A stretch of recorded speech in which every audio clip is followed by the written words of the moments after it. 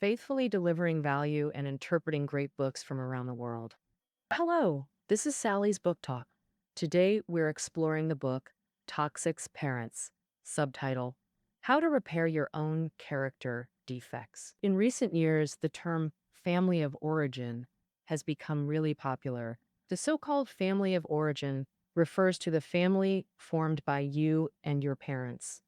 If someone grows up in a healthy family of origin, they'll gain love, self-esteem, and confidence from it. However, some families, as seen by the book's author Susan Forward, are toxic. Here, toxic is in quotation marks. We Chinese often say, there are no perfect parents, but actually, parents are human too. They make mistakes and yell at their kids. That in toxic families of origin, parents' negative behaviors are ongoing, like habitual physical abuse, drug use, or alcoholism. Long-term neglect of the child's needs, constant criticism, or even sexual abuse. The damage from toxic families of origin can cause fear, low self-esteem, guilt, and more. Those toxic seeds sown in childhood grow with the child, continuously damaging their mental and emotional well-being.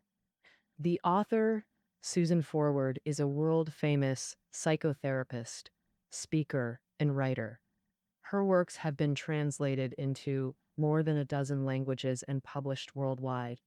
The book, Emotional Blackmail, we covered earlier, is her work. Today's book, Toxic Parents, is Susan's most significant work.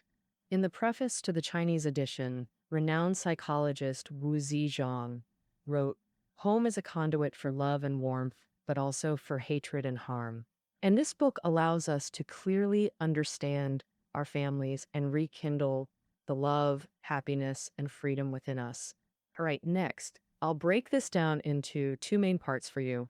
Part 1, why some families of origin cause harm and how they do it. Part 2, how to heal from the damage caused by toxic families of origin. Okay, let's start with part 1, why home can hurt. How it hurts? Because for a child, family is their whole world. It teaches them how to see the world so they can figure out who they are and how to relate to others. In other words, a person's emotions, lifestyle, and beliefs are profoundly shaped by their family of origin. Toxic families of origin can easily lead kids to form false beliefs, like thinking the world isn't trustworthy.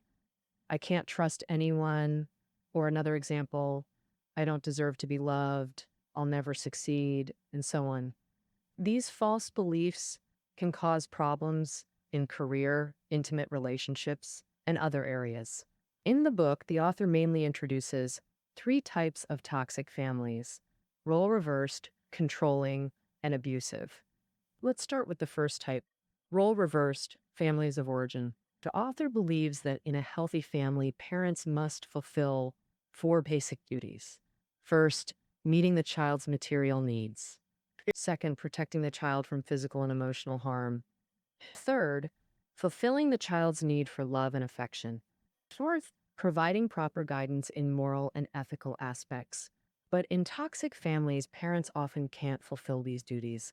Some kids even have to act like little adults to care for their parents. Such families are role-reversed families of origin.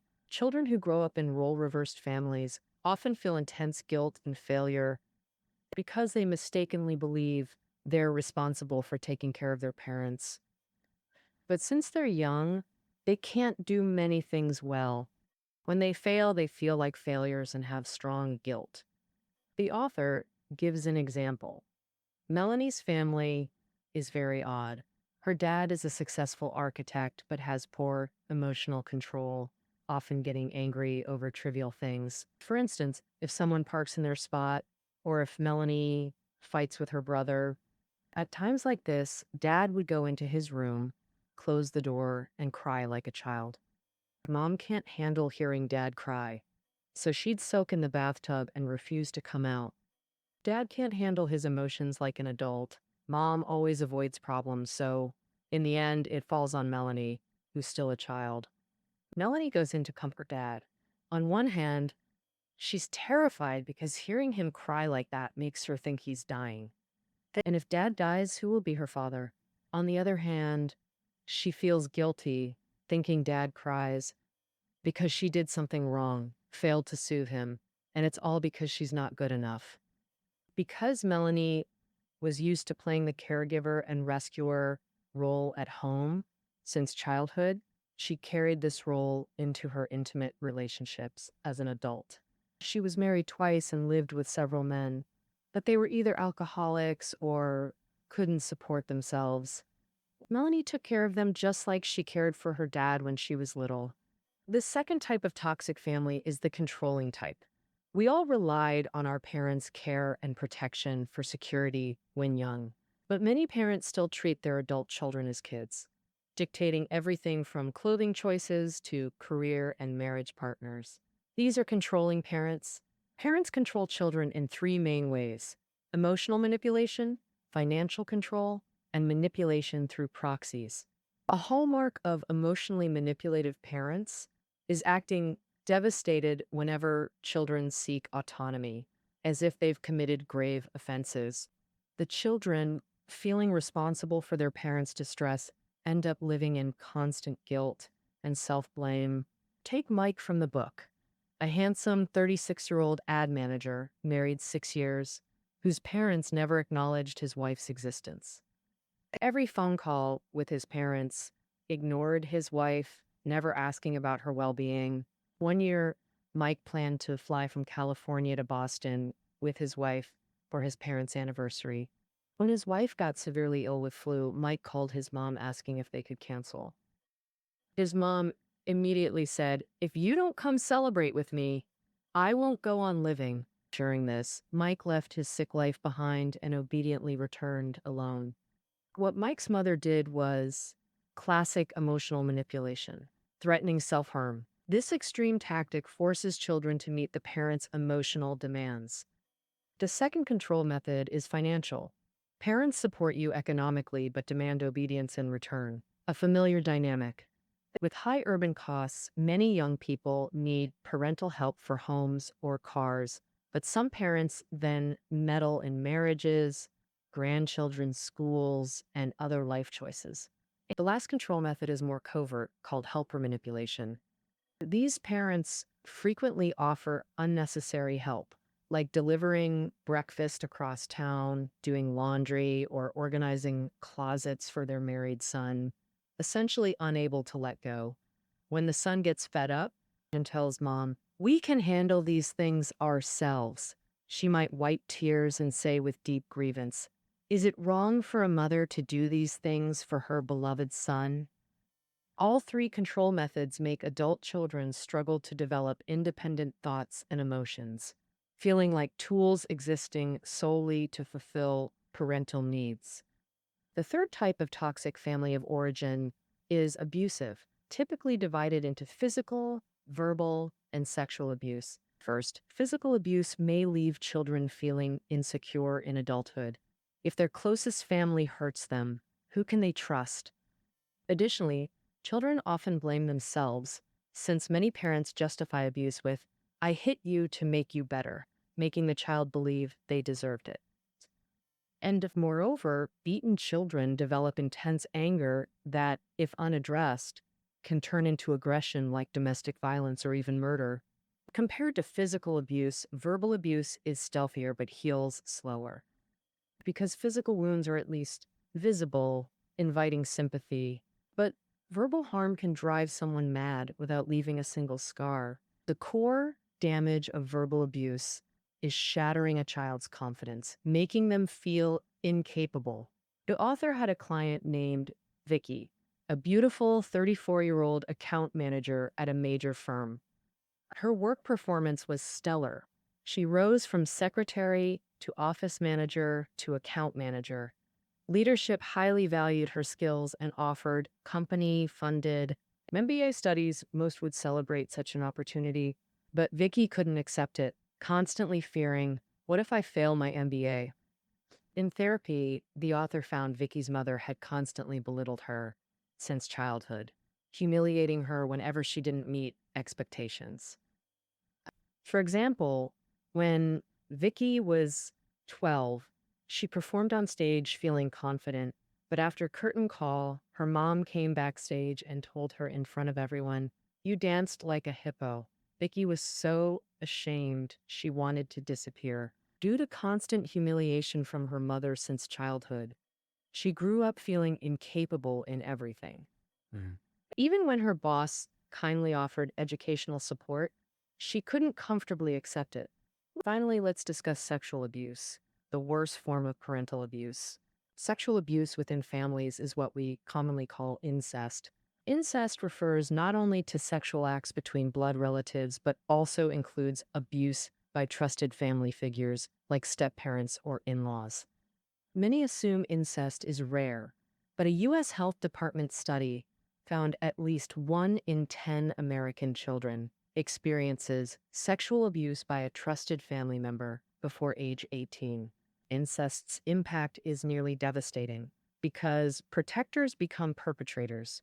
Children suffer with no escape. Victims experience intense shame and self-blame. Many struggle to understand why abused children blame themselves. This happens because children can't accept trusted adults as evil, so someone must bear responsibility. Since parents can't be bad, the child assumes they're the problem. The author had a male client, Dan, 45, sexually abused by his father from age 5 until college, an experience he found deeply degrading. He couldn't tell anyone because his father was a prominent local businessman. His mother, entirely dependent, wouldn't believe him, nor would others, yet internally, he suffered immensely. To cope with the pain, he began drinking at 13. Many incest survivors struggled to form healthy, intimate relationships as adults. Childhood trauma makes them view sex as dirty. During intimacy, they feel intense guilt, as if betraying their parent.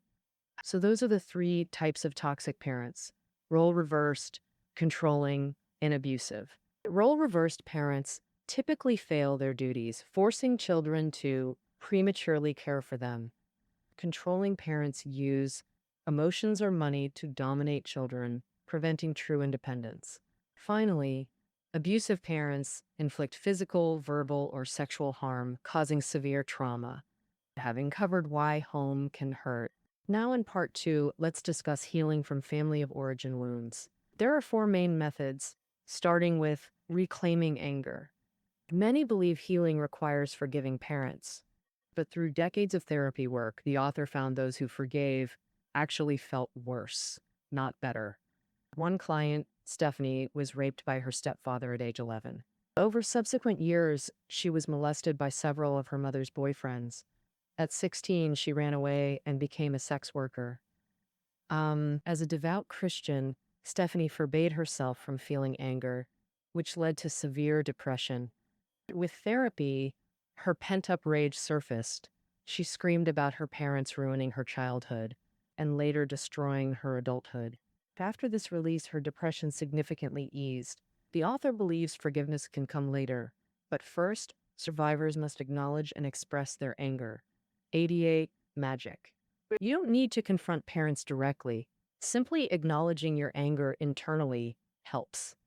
Express it to friends or therapists. Both bring tremendous relief. Having covered the first healing method, reclaiming anger. Next is method 2, learning to say no to parents. Many from toxic families, especially long-term victims of control, struggle to live authentically as adults. Their most obvious trait is finding it hard to say no to their parents, easily mistaking their parents' needs as their own, and preventing true independence. Becoming an independent person doesn't mean cutting ties with your family.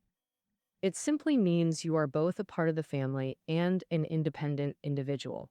For example, the author had a client named Sandy. One day, Sandy's mom called saying the upstairs renovation was unbearable and wanted to stay at Sandy's place for weeks. Sandy really didn't want to live with her mom, but didn't know how to refuse, as her mom would accuse her of being selfish and uncaring about family. Sandy felt overwhelmed. The author taught her 2 techniques here. The first is called non-defensive responding. The core of this technique is to respond without defending yourself, no matter what the other person says. Typically, when accused of selfishness by her mom, Sandy would cite examples to prove she always thinks of others, especially her parents, and isn't selfish at all. Once you get angry, apologize, explain, or try to persuade your parents to change their minds. You're essentially handing control back to your parents. You might lose control again, but with non defensive responding, the conversation changes. For instance, Sandy's mom says, "We've sacrificed so much for you, and you want us to stay in a hotel?" Sandy could respond, "Mom, I've hurt you. I'm sorry." If Sandy's mom presses further, "Do you agree or not to let us stay?" Sandy can still reply, "Mom, I need to think about it." The key of non defensive technique is responding only to the question without justifying yourself, preventing escalation, and avoiding backing yourself into a corner. Besides non defensive responding, the second technique for saying no is stating your position. This requires clarifying your stance, knowing what you want to do, what you don't, what must be insisted on, and what can be negotiated. For example, Sandy finally stated her position to her parents, saying after consideration, she could agree to them staying for a while, but no more than a week. Combining non defensive and position stating techniques helps people maintain boundaries, find ways to interact with parents, achieve self definition, and ultimately separate from the family. Now, the third method we'll cover is stopping self punishment. It helps people address the guilt and self blame from toxic families of origin. As mentioned earlier, children hurt by toxic families easily fall into self blame, believing bad things happened because of their own faults. For example, childhood neglect meant you weren't obedient enough. Beatings happened because you often made mistakes. But to move beyond a toxic family of origin, you must stop self punishing and return responsibility to those who should bear it. Take a childhood photo, look at that vulnerable child, and shout, "You're not responsible for your parents drinking. You're not responsible for their neglect. You're not responsible for their beatings." And um, replace these with any trauma you endured, loudly telling your younger self, "This wasn't your fault." This method can momentarily reduce guilt, but that guilty feeling may still resurface periodically. So repeat this exercise until you feel unburdened, no longer taking responsibility for things you shouldn't. Finally, the last method for healing is confronting parents, the most crucial yet difficult step to overcome toxic family harm. Confrontation isn't about revenge or venting anger. It's to conquer your fear of them and define your future relationship. Unresolved fear, guilt, or anger toward parents will transfer to your spouse and children. Confrontation shifts power dynamics and frees your future from the past. There are two methods. First, writing a letter, letting you carefully craft your words until satisfied. Parents receiving it can reread and reflect on the content. Letters typically include four parts: what your parents did to you, how you felt at the time, how those experiences affect your life now. What are your current demands from your parents? For example, if your parents favored sons over daughters, you could write in the letter, "Growing up, you favored my younger brother, making me feel neglected. This feeling made me act submissively around others, constantly trying to please them. Because I felt unworthy of love. Now I hope you'll abandon son preference and treat me more fairly." If your parents have violent tendencies, written confrontation is safer, avoiding physical conflict and escalation. When confronting both parents, write separate letters. While some content may overlap, your emotional relationship with each parent differs. Separate letters allow fuller emotional expression. The second confrontation method is face-to-face, offering immediate feedback unlike letters. When confronting both parents together, you can observe their reactions simultaneously, clarifying dynamics. For childhood sexual abuse victims, confrontation seeks the father's admission, plus clarity on whether the mother was unaware or complicit. While the abuse happened, these scenarios hold entirely different meanings for the victim.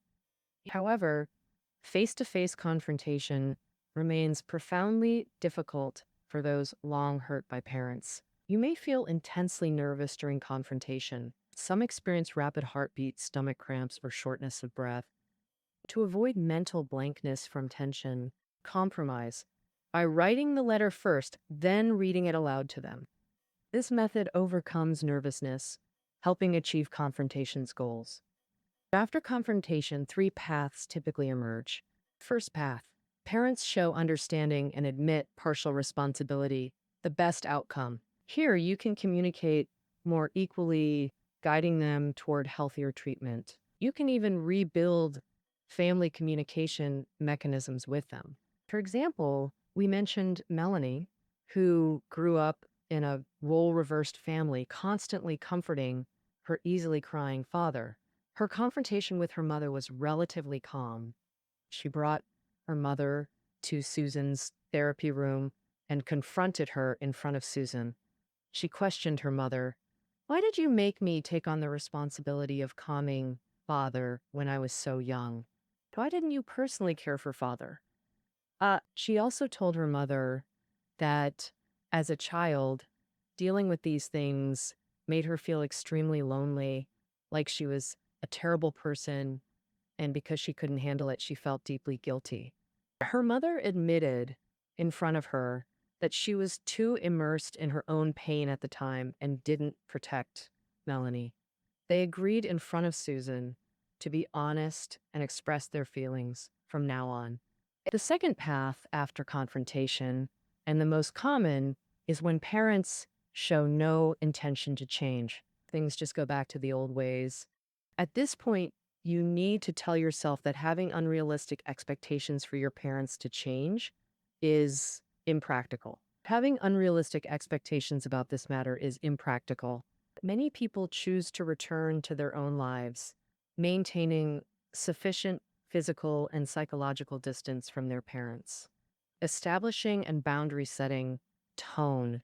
Establishing a distant, superficial relationship with parents isn't ideal, but at least it allows you to set boundaries internally, no longer sacrificing your economy. Maintaining a toxic relationship with parents.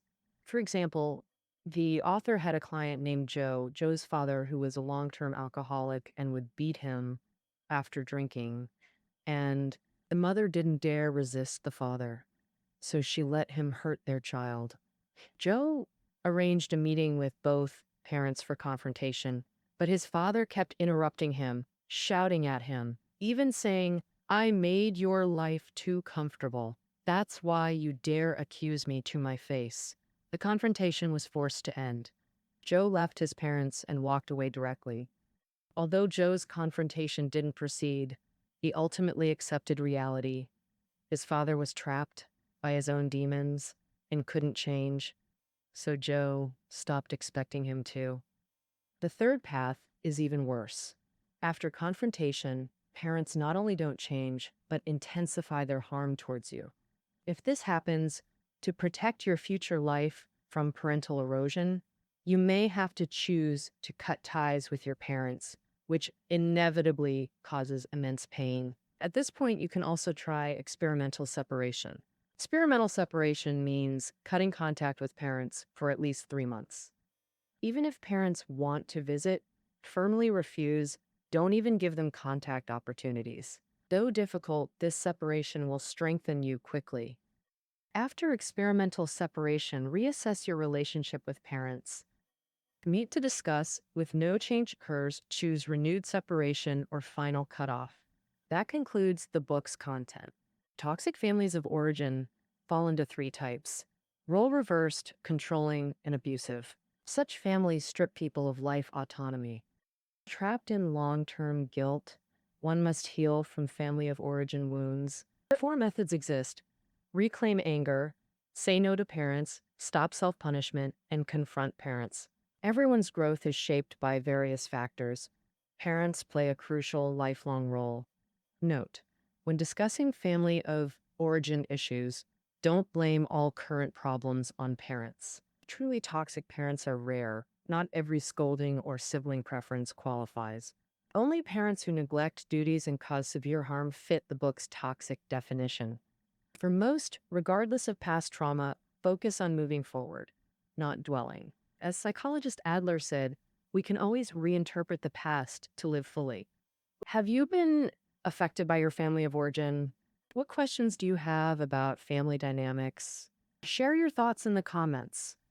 Tomorrow, renowned counselor Zhou Xiaoquan will answer your emotional questions based on submissions free. If you want this professional guidance, head to comments and share your questions now. All right, that wraps up our discussion on toxic parents for today. You'll find reading notes below the audio. Catch you tomorrow.